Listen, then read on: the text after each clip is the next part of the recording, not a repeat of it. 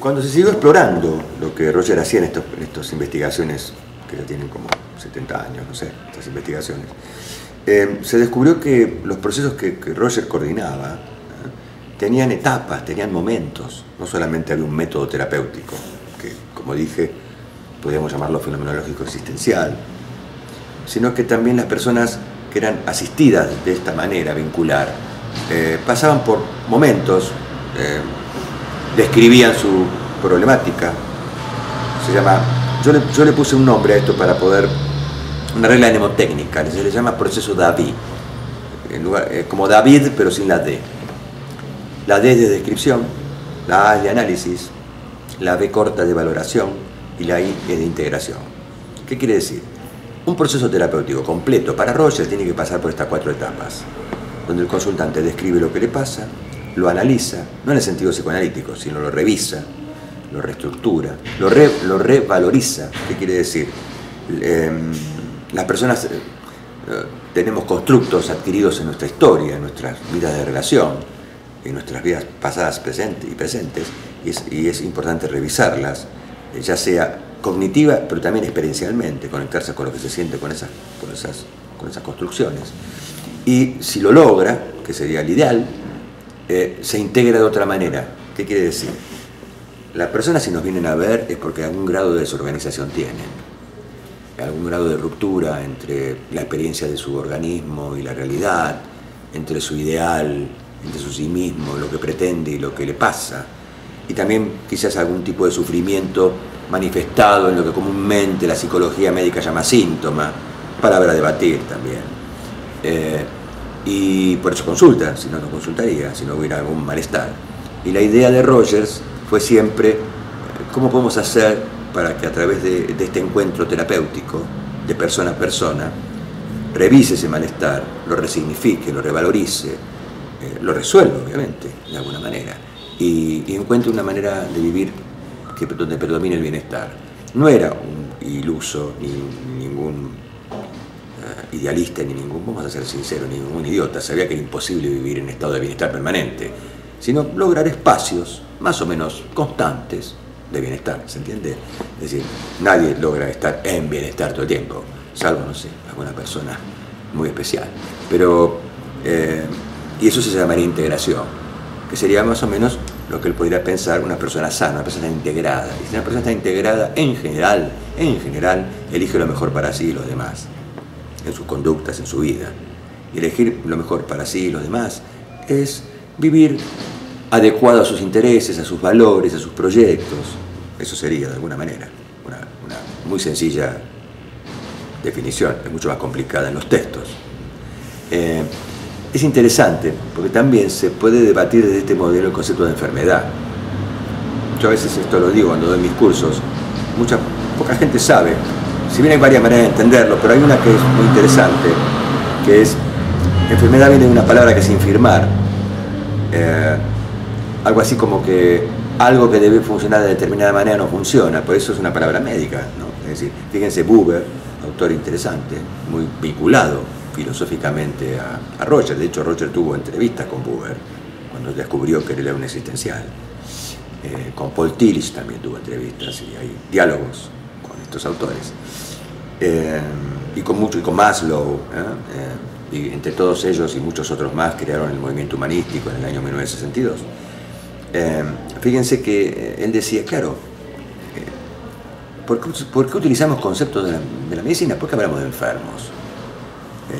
La medicina está bien que hable de enfermos, porque, voy a dar un ejemplo sencillo, un riñón está hecho por quien sea, o por la evolución, por Dios, por lo que cada uno quiera creer, para filtrar, y si filtra, confirma su función, y si no filtra, la infirma.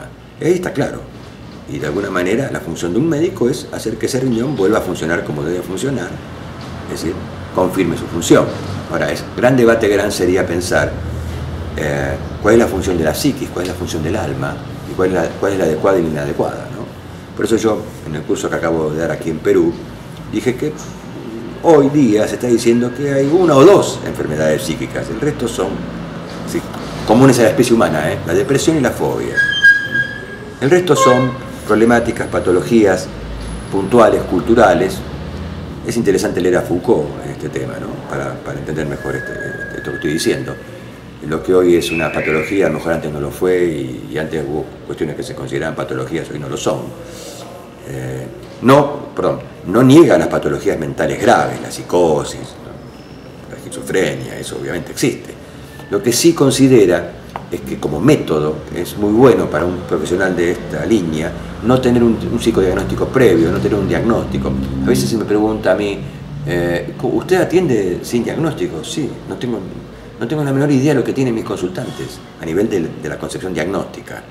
Obviamente sé hacer un diagnóstico, si me lo pide una obra social, un prepago, lo escribo, lo sé hacer, pero ahí me baso, sí, en eso sería un ortodoxo. Yo no soy un ortodoxo rogeriano, pero ahí sí sería un ortodoxo rogeriano.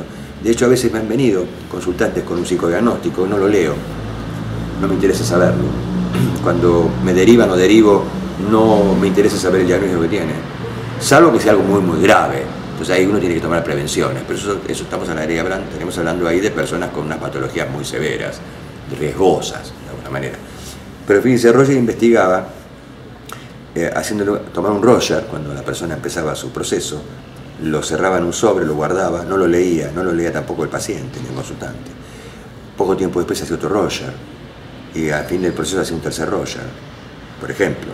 Y ahí los abría y los leía en conjunto con el consultante, y es interesante. En algunos casos notaban similitudes, en otros no. Y lo que sí se dio cuenta es que si él hubiera estado influido por la primera lectura de psicodiagnóstico, quizás hubiera hecho otra cosa de la que hizo. Hubiera utilizado otro método, porque hubiera estado atento a lo que el psicodiagnóstico le marcaba que había que hacer, ¿se entiende? Se puede discutir esto, pero nosotros decidimos no trabajar con categorías nosográficas, no estigmatizar en ese sentido. A ver, voy a dar un ejemplo, que a veces se toma mal esto.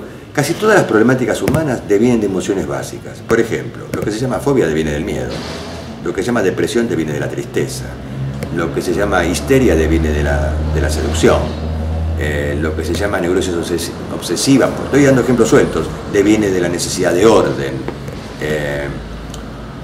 lo que se llama manía deviene de la alegría, y lo que se llama estados maníaco-depresivos o bipolares deviene de la alegría y la tristeza, que van y vienen, ¿se entiende lo que digo? Son niveles. Esto se estudia poco, que hay una emoción básica atrás de cualquiera de estas cuestiones que se le ha puesto un nombre. Alguien que está deprimido en realidad está triste. Parece una tontera, como lo digo, pero si está triste, ¿por qué alguien está triste? Porque algo perdió. La tristeza tiene que ver con una pérdida, real o imaginaria. Entonces trabajemos la pérdida, no la depresión. Por supuesto, si está deprimido, depresión, hay que medicarlo, estoy de acuerdo con eso. Pero si tiene miedo, si tiene fobia, como le llaman algunos colegas, en realidad yo digo, tiene mucho miedo. La fobia en realidad es el miedo a una sola cosa, ¿no? Es porque hay una sensación de amenaza, real o imaginaria, ¿no? ¿Se entiende? Eso es una manera sencilla de explicar. Y si uno agarrara el DSM-4 y leyera patología o trastorno por trastorno, vería que atrás de cada uno de ellos hay una emoción de base que se está manifestando de alguna manera. Eso sería la idea de salud y enfermedad, muy simplemente dicha.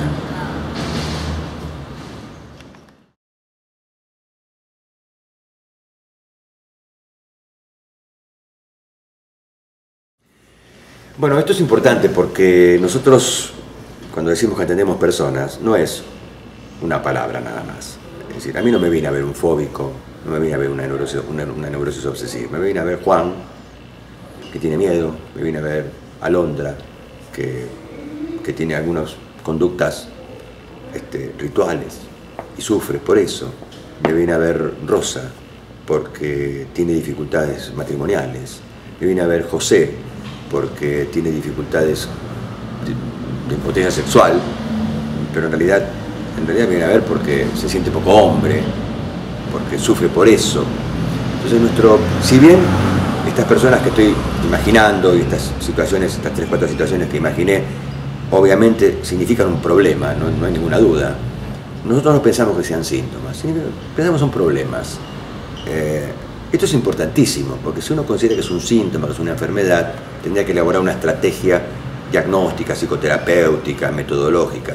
En cambio, fíjense que es muy curioso, cuando uno lo piensa como una persona que tiene miedo, como Juan, que está miedoso. Es muy interesante porque se puede trabajar más rápidamente esa problemática que si uno piensa que tiene una fobia, por ejemplo. Pero además, esto permite a la persona sentirse comprendida como tal y no como un enfermo o como un nombre. Vuelvo a repetir lo que dije un poco más atrás, es que obviamente si uno trabaja para un sistema médico, probablemente uno tenga que utilizar alguna terminología, no lo discuto, porque uno vive en sociedad y a veces necesita saberlo, pero no cuando se está en la relación terapéutica de ayuda. Juan es Juan, no un fóbico. Juan es alguien que tiene miedo, punto. Veremos por qué, veremos para qué, veremos qué significa eso para él y por qué sufre por eso. Esto también es importante trasladarlo a la afuera de Juan, de este Juan que inventé.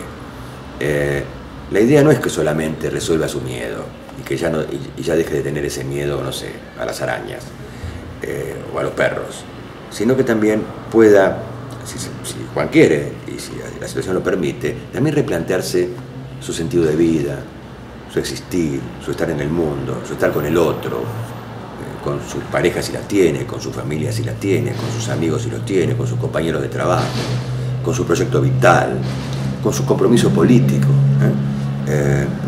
Roger mucho no se metió en este tema de lo político, sí ayudó a conflictos políticos, pero nunca se explicitó muy bien cuál podía ser su ideología, aunque hay autores que lo han estudiado y dirían que en el fondo Roger, sin saberlo, era un anarquista, un idealista de que era posible algún día pensar un mundo donde no hubiera personas que mandaran a otras personas y condicionaran la vida de los demás, ¿no? Pero bueno, él nunca lo explicitó, son lecturas que se hicieron a posteriori, pero sí, no tengo ninguna duda, porque además lo vemos en la práctica, como las personas que pasan por estos procesos, en ese sentido diría que podría ser similar a los que se atienden con alguien que siga a Viktor Frankl o a Binswanger, algún autor que le dé importancia a lo existencial, no solamente a la resolución del problema o el síntoma, sino a la vida como un todo, en lo que yo llamo en algunos de mis libros el nosotrear. Es un verbo que inventé, porque creo que se sabe que un verbo implica acciones, y si alguno lee alguno de mis libros, sobre todo el enfoque holístico centrado en la persona, donde yo hablo del nosotrear, yo nosotreo, tú nosotreas, él nosotrea, nosotros nosotreamos, vosotros nosotráis, ellos nosotrean. Cada una de estas declinaciones de este verbo inventado implica un modo de estar con el otro. Es un modo metafórico que me pareció bueno y si alguno lo quiere leer es interesante, porque creo que estos modelos existenciales apuntan no solo a que las personas se sientan bien consigo mismas, sino fundamentalmente en el vínculo con los demás. En realidad, en el fondo, uno está esperando o aspirando. Me salió esperando, un fallido. Yo quería decir aspirando, pero está interesante, porque habla de esperanza. Un mundo mejor.